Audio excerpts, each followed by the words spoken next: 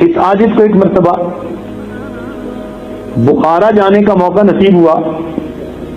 ایک نوجوان بیٹھ ہوا تو کسی نے کہا کہ یہ بڑا مجاہد، بڑا استقامت والا نوجوان ہے. پوچھا وہ کیسے؟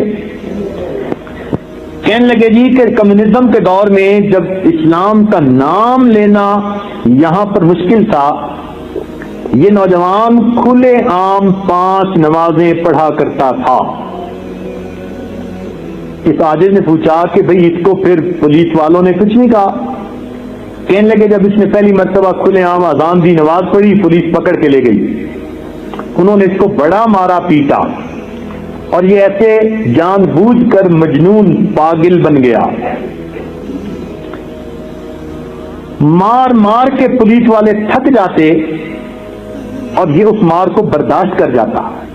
وہ اس کو برف کے بلاک کے اوپر گھنٹوں لٹاتے، یہ لیٹا رہتا. وہ اسے اچھی طرح کھانا کھلا پلا کر الٹا لٹکا دیتے، یہ الٹا لٹکا رہتا.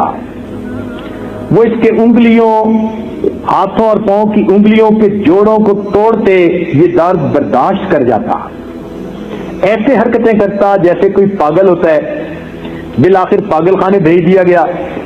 ڈاکٹروں بھی چند دن دیکھنے کے بعد کہا کہ یہ تو پاگل ہے، اس کو تم کیوں کچھ کہتے ہو؟ یہ جب کسی کو جان مال کا نقصان نہیں پہنچاتا، اپنی آپ میں جو کرتا ہے کرنے دو. چنانچہ ڈاکٹر نے رپورٹ لکھ دی، پولیس نے اس کو آزاد کر دیا. یہ نوجوان اس نے آ کر ایک چھوٹی سی جگہ مسجد کسی بنا لی. یہ دن میں 5 مرتبہ اذان دیتا اور 5 مرتبہ کھلے عام نماز پڑھتا. میں نے اس نوجوان سے پوچھا کہ آپ کو کتنا مارا گیا؟ اس نوجوان نے اپنی کمر کھولی. جب اس نے اپنا کپڑا ہٹایا، میں نے اپنی زندگی میں شاید ایسی کمر کسی کی نہ دیکھی ہو. کوئی 1 انچ کمر کا ایسا نہیں تھا جہاں پہ زخم کے نشان نظر نہ آ رہے ہوں. مگر استقامت کا پہاڑ وہ نوجوان کہ اپنے ایمان کا سودا نہیں کیا، سب تکلیفیں برداشت کر گیا اور اس نے اپنے ایمان کو محفوظ کر لیا. سمرقند میں اس عاجز نے ایک مرتبہ جمعے کی نماز پڑھائی. کچھ نوجوان آئے کہ حضرت آپ ہمارے گھر آئیں، ہماری والدہ آپ سے ملنا چاہتی ہے. اس عاجز نے پہلے تو انکار کیا کہ بھئی یہاں اتنے سارے لوگ ہیں، مسجد میں کیسے آؤں؟ مفتی اعظم سمرقند کہنے لگے کہ نہیں حضرت جانا ضرور ہے، میں بھی ساتھ چلوں گا. خیر ہاں کر دی. راستے میں مفتی صاحب نے بتایا کہ حضرت ہمارے والد بتایا کرتے تھے کہ جس عورت کو ملنے جا رہے ہیں اس وقت اس کی عمر ہے 90 سال. جب کمیونزم آیا، دہریت کا طوفان آیا تو اس کی عمر تھی 20 سال. یہ لڑکی بہت ہی زیادہ خوبصورت تھی، پڑھی لکھی سمجھدار تھی اور اس کے دل میں ایمان بڑا مضبوط تھا.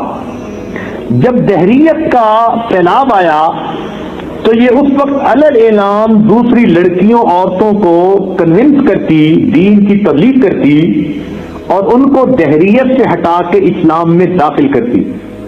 ہمارے والد کہتے ہیں کہ ہمیں اس لڑکی کے بارے میں ہمیشہ فکر ہی رہتی کہ کہیں پولیس کو رپورٹ ہو گئی تو کیا ہوگا، کوئی دہریہ اس پر ہاتھ اٹھا لے تو کیا ہوگا.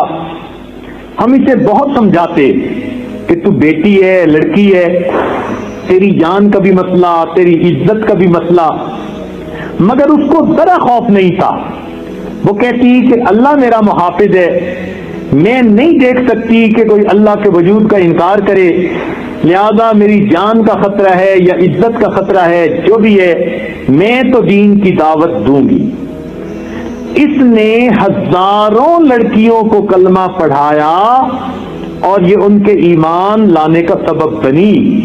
اور یہ محنت کرتے کرتے حتیٰ کہ اس کو 70 سال گزر گئے.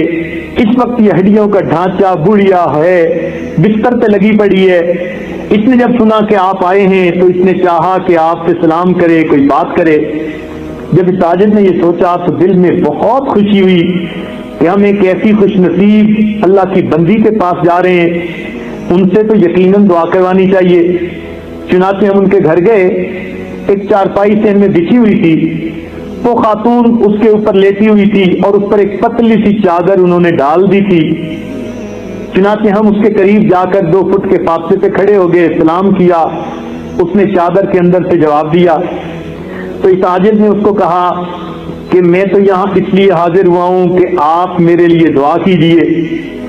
تو جب یہ کہا، اس خاتون نے چادر کے اندر سے ہاتھ اٹھائے اور وہ بوڑھی عورت جو 70 سال